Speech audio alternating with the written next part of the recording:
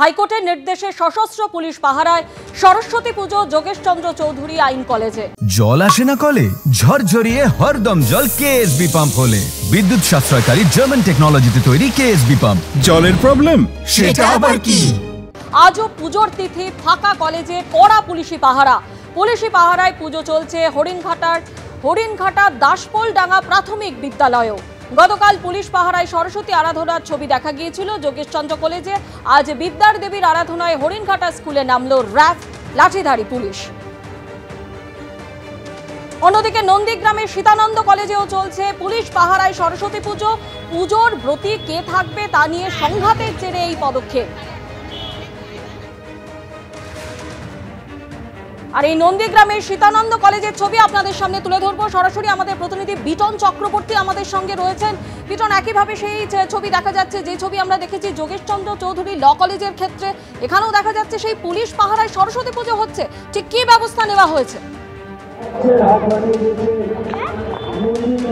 দেখো, তোমাকে জানিয়ে রাখি যে যোগেশচন্দ্র কলেজে যেরকম হাইকোর্টের নির্দেশে পুলিশ প্রহরা রয়েছে, এখানে কিন্তু সেই ধরনের আদালতের কোনো নির্দেশ না থাকলেও এই যে নন্দীগ্রামের সীতানন্দ কলেজ, সেখানে কিন্তু পুলিশ প্রহরাতেই সরস্বতী পুজো হচ্ছে। ক্যামেরা পার্সন রঞ্জনকে দেখাতে বলবো, তুমি দেখতে পাচ্ছ গেটের কাছেই কিন্তু পুলিশ কর্মীরা তারা কিন্তু মোতায়েন হয়ে রয়েছে।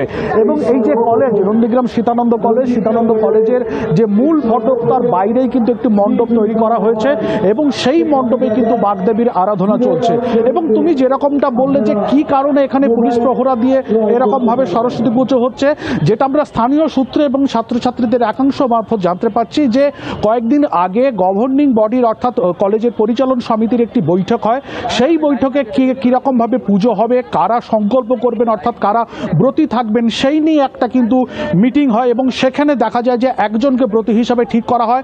পরবর্তীকালে কিন্তু তৃণমূল ছাত্র পরিষদের তরফ থেকে দাবি করা হয় যে তাদের তরফ থেকেও একজনকে ব্রতী রাখতে হবে এবং সেই নিয়ে মূলত গণ্ডগোলের সূত্রপাত। এবং আজকে সকালবেলা কিন্তু পুজোর উপকরণ যে ঘরে রয়েছে সেই ঘরটি কিন্তু তালাবন্ধ অবস্থাতে ছিল, যেটা তৃণমূল ছাত্র পরিষদ অভিযোগ করছে যে সেখান থেকে জোর করে এবিভিপির সমর্থকরা তারা কিন্তু সেখান থেকে পুজোর সামগ্রী বের করে নিয়ে আসে।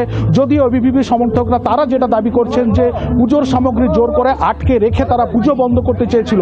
আমাদের সঙ্গে রয়েছেন ছাত্রছাত্রীদের একাংশ, ছাত্রদের সঙ্গে কথা বলে নেব। এই যে সমস্যাটা কেন তৈরি হলো এই নন্দীগ্রাম কলেজে? এই সমস্যা আমরা দেখছি গত শনিবার, গত কিছুদিন আগে, এক সপ্তাহ আগে কলেজের সেমিনার হলে একটা মিটিং হয়, সেখানে উপস্থিত ছিলেন কলেজের প্রিন্সিপাল এবং গভর্নমেন্ট বডির সভাপতি। সেখানে তাদের উপস্থিতিতে একজন ব্রতীর নাম সিদ্ধান্ত হয় এবং সিদ্ধান্ত হওয়ার পরে আমরা জানতে পারি ওই থাকবে। কিন্তু গত শনিবার তৃণমূলের কিছু দুষ্কৃতী বাহিনীগুলো তারা কলেজের যে স্যারের দায়িত্ব ছিল তাকে চাপ দেয় যে আমাদের পক্ষ থেকে ব্রতী রাখতে হবে এবং পরক্ষণে জানতে পারলাম আজকে সকালে যে ব্রতী তাদের থাকবে। এবং আমরা স্যারকে, আমরা প্রিন্সিপাল মহাশয়কে জানাই এবং জিবির যে প্রেসিডেন্ট আছে সম্মানীয় আবুদাহের মহাশয়, অর্থাৎ আজকেও সকালবেলা কিন্তু এক প্রস্ত সমস্যা হয়েছিল। তারপর কলেজ কর্তৃপক্ষ এবং পরিচালন সমিতি তারা কিন্তু যৌথভাবে বসে এবং ছাত্রছাত্রীদের একাংশদেরকে নিয়ে বৈঠক করে। এবং তোমাকে যে ছবিটা দেখাচ্ছে আমাদের ক্যামেরা পার্সন রঞ্জন, তুমি দেখতে পাচ্ছি যে দুজন ব্রতী রয়েছেন, এমনকি দুজন পুরোহিত রয়েছেন। একই সঙ্গে যেরকমভাবে কলেজ কর্তৃপক্ষ তরফে ঠিক করা পুরোহিত ছিল, একই রকমভাবে আমরা দেখতে পাচ্ছেন বাপ্পাদিত্য গর্গ, যিনি তৃণমূল কংগ্রেসের ব্লক সভাপতি, তিনিও কিন্তু পুরোহিতের কাজকর্ম পরিচালনা করছেন।